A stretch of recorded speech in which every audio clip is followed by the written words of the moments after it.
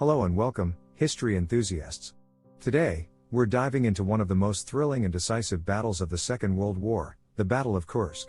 What makes this topic so fascinating is the sheer scale of the conflict, as well as the tactics and strategies employed by both sides. It was a battle of epic proportions, with over 6,000 tanks and 2 million soldiers involved.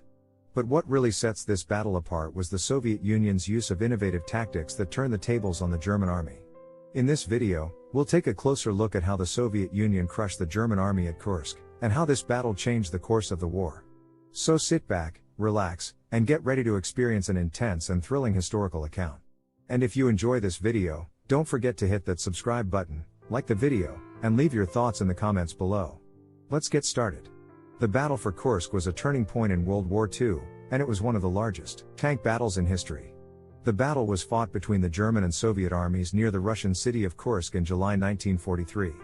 The German army had launched an offensive on the Eastern Front in the spring of 1943, hoping to defeat the Soviet Union before the Allies could invade Western Europe. However, the German offensive was stopped at Stalingrad, and the Soviet Union began to push back. The Battle of Kursk was the last major German offensive on the Eastern Front. The German army had assembled a massive force for the Battle of Kursk, including over 800 tanks and assault guns. The German tanks included the Tiger, Panther, and PZ-KPFW-4. The Soviet Union also had a large tank force, including the T-34, KV-1, and KV-2. The Soviet tanks were well suited for the terrain around Kursk, which included hills and depressions.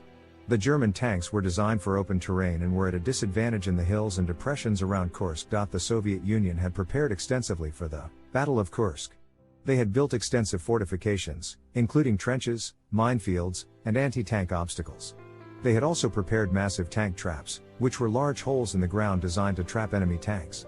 The Soviet Union also had a well-trained and experienced tank force, with skilled tank commanders who knew how to use their tanks effectively. The Battle of Kursk began on July 5, 1943, with a massive German artillery barrage.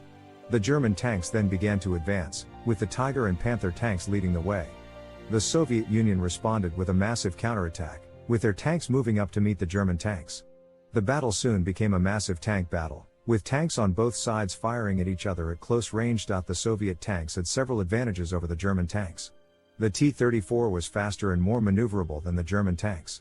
The KV-1 and KV-2 tanks were heavily armored and could withstand hits from the German tanks. The Soviet tanks also had better optics, which allowed them to spot the German tanks at longer ranges. The German tanks had several disadvantages. They were slower and less maneuverable than the Soviet tanks. They also had thinner armor and smaller guns than the Soviet tanks. The Tiger and Panther tanks, which were the best tanks the Germans had, were also unreliable and often broke down. The battle raged on for several days, with both sides suffering heavy losses. The Soviet Union eventually gained the upper hand, and the German army was forced to retreat.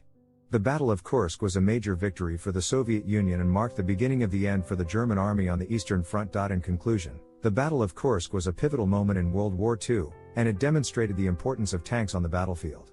The battle showed that the Soviet Union had superior tanks and tactics and that the German army was no longer invincible.